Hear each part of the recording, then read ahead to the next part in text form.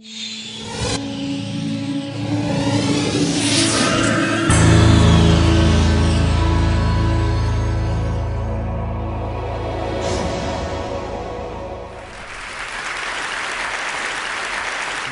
25, 26 years after the advent of the Macintosh, which was an astoundingly seminal event in the history of human-machine interface and in computation in general. It fundamentally changed the way that people thought about computation, thought about computers, how they used them, and who and how many people were able to use them. It was such a radical change, in fact, that the early Macintosh development team in 82, 83, 84 had to write an entirely new operating system from the ground up. Now, this is an interesting little message, and it's a lesson that has since, I think, been forgotten or lost or something, and that is, namely, that the OS is the interface. The interface is the OS.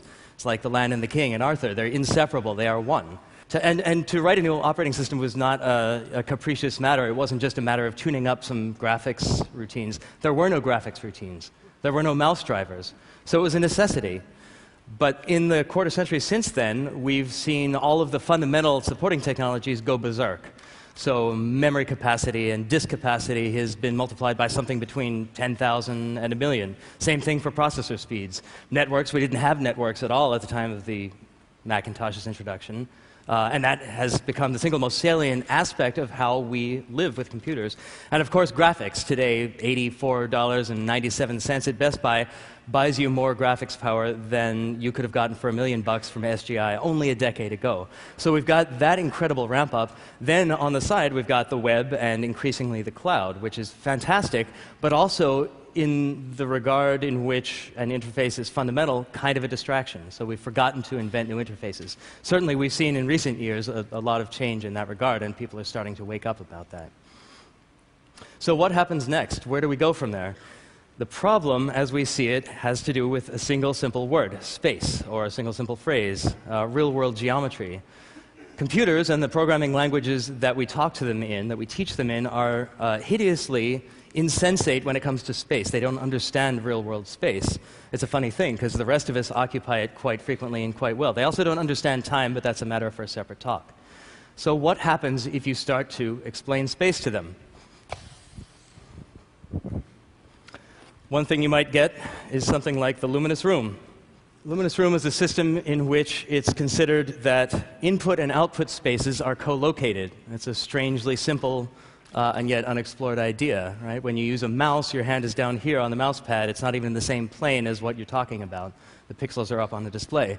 So here was a room in which all the walls, floors, ceilings, pets, potted plants, whatever was in there, was capable not only of display, but of sensing as well. And that means input and output are in the same space, enabling stuff like this. That's digital storage in a physical container. The contract is the same as with real-world objects in real-world containers. It has to come back out, whatever you put in. This little design experiment that was a small office here knew a few other tricks as well. If you presented it with a chessboard, it tried to figure out what you might mean by that. And if there was nothing for them to do, the chess pieces eventually got bored and hopped away.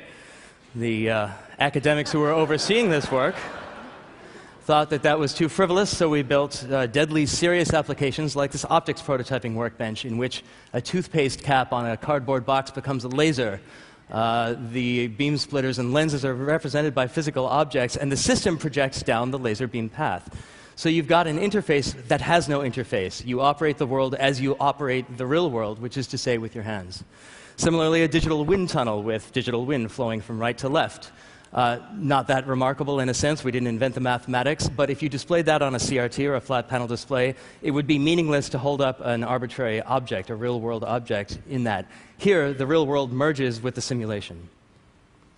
And finally, to pull out all the stops, this is a system called URP for urban planners, in which we give architects and urban planners back the models that we confiscated when we insisted that they use CAD systems.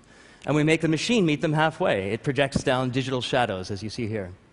And if you introduce tools like this inverse clock, then you can control the sun's position in the sky. That's 8 a.m. shadows. They get a little shorter at 9 a.m. There you are, swinging the sun around. Short shadows at noon, and so forth. And we built up a series of tools like this. There's intershadowing studies that children can operate, even though they don't know anything about urban planning, To move a building, you simply reach out your hand and you move the building. A material wand makes the building into a sort of Frank Gehry thing that reflects light in all directions. Are you blinding passersby and motorists on the freeways?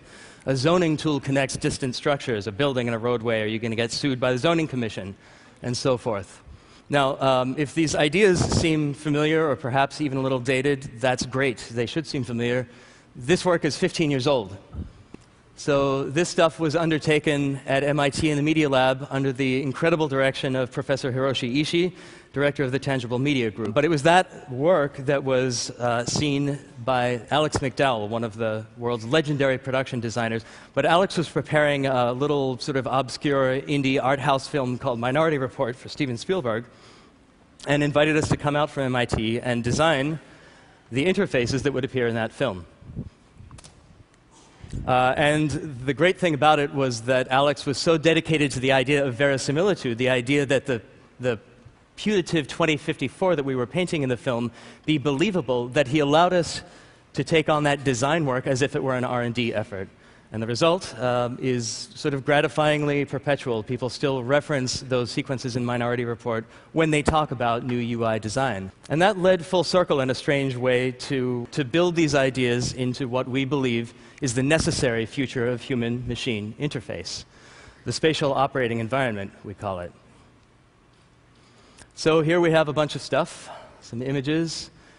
And using a hand, we can actually exercise 6 degrees of freedom, 6 degrees of navigational control. And it's fun to fly through Mr. Beckett's eye. You can come back out through the scary orangutan. That's all well and good.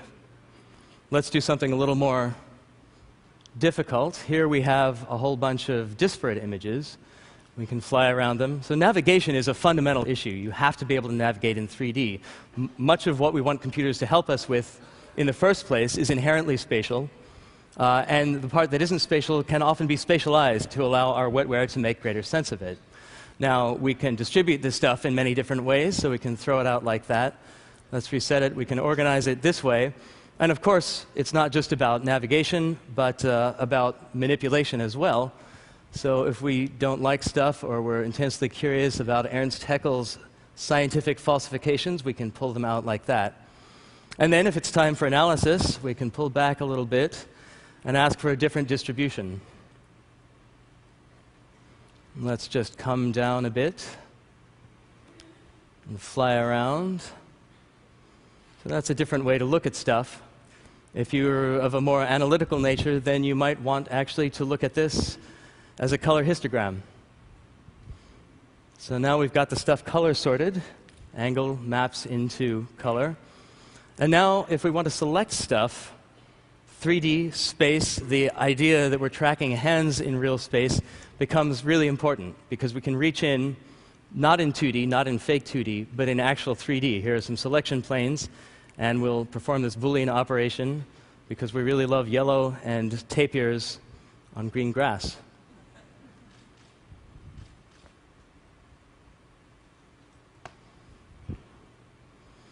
So from there to the world of real work. Here's a logistics system, a small piece of one that we're currently building.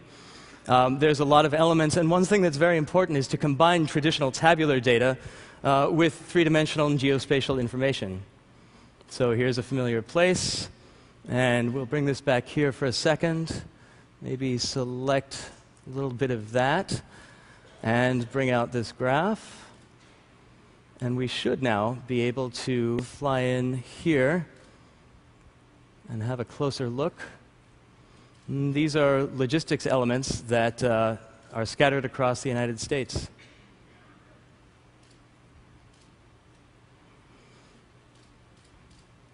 One thing that three-dimensional interactions and the general idea of imbuing computation with space affords you is a final destruction of that unfortunate one-to-one pairing between human beings and computers.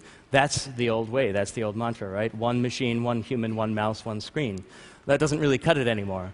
So in the real world, we have people who collaborate, we have people who have to work together, and we have many different displays, and we might want to look at these various images.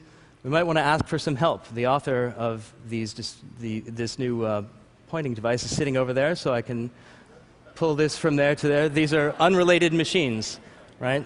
So the computation is space soluble and network soluble. So I'm going to leave that over there because I have a question for Paul. Paul is the designer of this wand, and maybe it's easiest for him to come over here and tell me in person what's going on. So let me get some of these out of the way. Let's pull this apart. I'll go ahead and explode it. Kevin, can you help?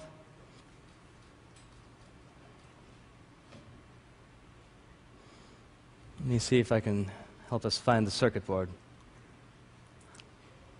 Mind you, it's a sort of gratuitous field stripping exercise, but we do it in the lab all the time. All right. So collaborative work, whether it's immediately co-located or distant and distinct, is always important. And again, that stuff needs to be undertaken in the context of space. And finally, I'd like to leave you with a glimpse that takes us back to the world of imagery. This is a system called Tamper, which is a slightly whimsical look at what the future of editing and media manipulation systems might be. We'd oblong believe that media should be accessible in much more fine-grained form. So we have a large number of movies stuck inside here. And let's just pick out a few elements. We can zip through them as a possibility. We can grab elements off the front, whereupon they reanimate, come to life, and drag them down onto the table here. We'll go over to Jacques Tati here and grab our blue friend and put him down on the table as well. We may need more than one. And we probably need a cowboy, to be quite honest. Yeah, let's take that one. You see, cowboys and French farce people don't go well together, and the system knows that. Let me leave with one final thought, and that is that one of the greatest English language writers of the last 3 decades suggested that great art is always a gift, and he wasn't talking about whether the novel costs $24.95 or whether you have to spring $70 million to buy the stolen Vermeer. He's talking about the circumstances of its creation and of its existence. And I think that it's time that we asked for the same from technology. Technology is capable of expressing and being imbued with a certain generosity. And we need to demand that, in fact. For some of this kind of technology, ground center is a combination of design, which is crucially important. We can't have advances in technology any longer unless design is integrated from the very start, and as well as of efficacy, agency. We're, as human beings, the creatures that create, and we should make sure that our machines aid us in that task and are built in that same image. So I will leave you with that. Thank you.